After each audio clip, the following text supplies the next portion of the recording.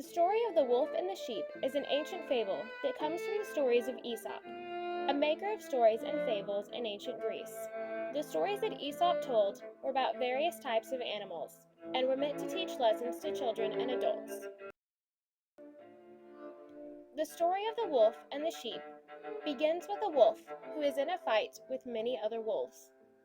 During the fight, the wolf becomes very seriously injured due to the bites and scratches of the other wolves.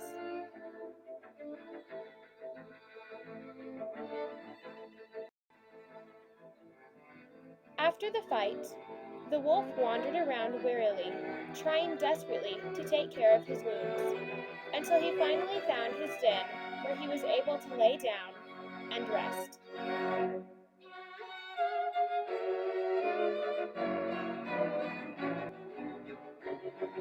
Once the wolf lay down, he was so wounded that he could not get back up in order to take care of even his most basic needs, like finding food and water.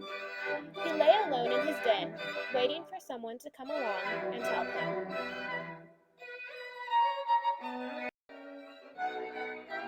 After a while, the wolf saw a sheep passing by his den all alone. The wolf was wise, and he knew an opportunity when he saw one. So he decided to ask the sheep for help.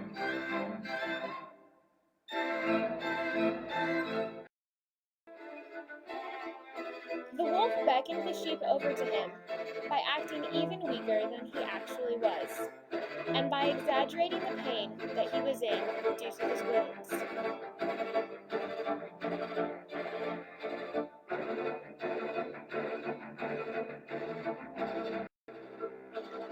As the sheep approached the wolf gestured to his wounds and asked the sheep, "Could you please bring me some water? For if you will bring me water, then I will find the means to provide myself with meat."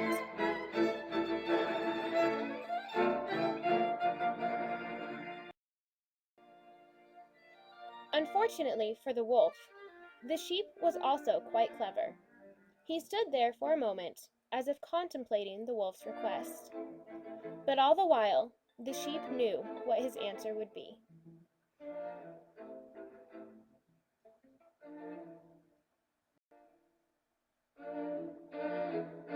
The sheep replied to the wolf's request for water by saying, "Of course, because if I bring you the water, you would undoubtedly make me provide the meat also."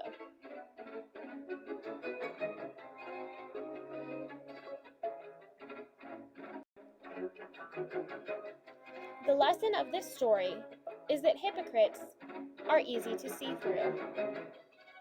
The sheep easily saw the catch in the wolf's plan to get both water and food from the sheep.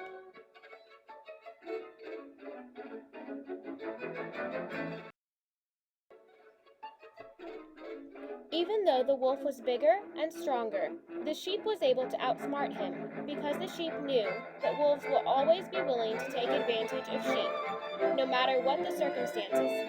It is a wolf's natural instinct.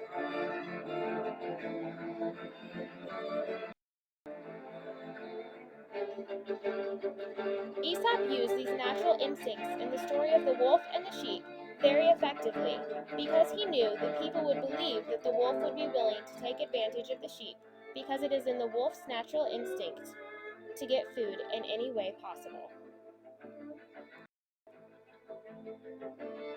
This fable was told from the point of view of animals, as most of Aesop's fables were.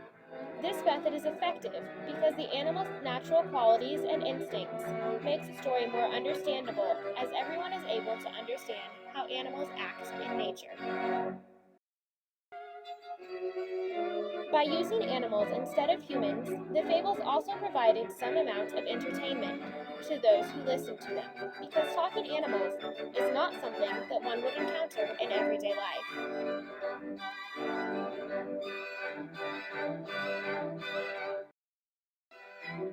The talking animals provide an aspect of humor to the stories and make them more interesting because it is funny to imagine animals with as much wit and wisdom as the animals that Aesop created in his fables, an idea that has carried over into today's pop culture.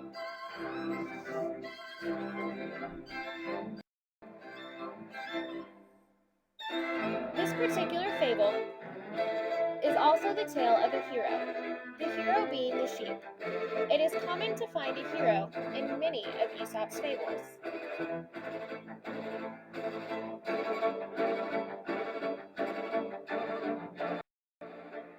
One of the most important aspects of a hero is that the hero's wit is able to outmatch the strength of any opponent, just as the sheep is able to outsmart the much stronger wolf in this story.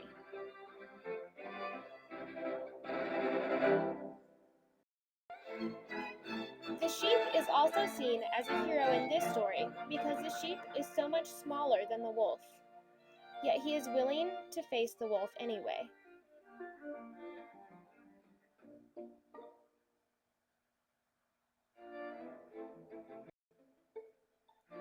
Finally, the sheep in this story is a hero because he is brave. The sheep knew that the wolf was capable of killing him, yet he chose to be courageous and was able to outsmart the wolf.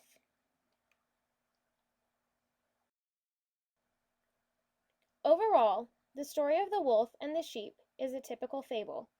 It teaches a valuable lesson to those young and old, and it tells the story of an admirable hero, even if he is an animal.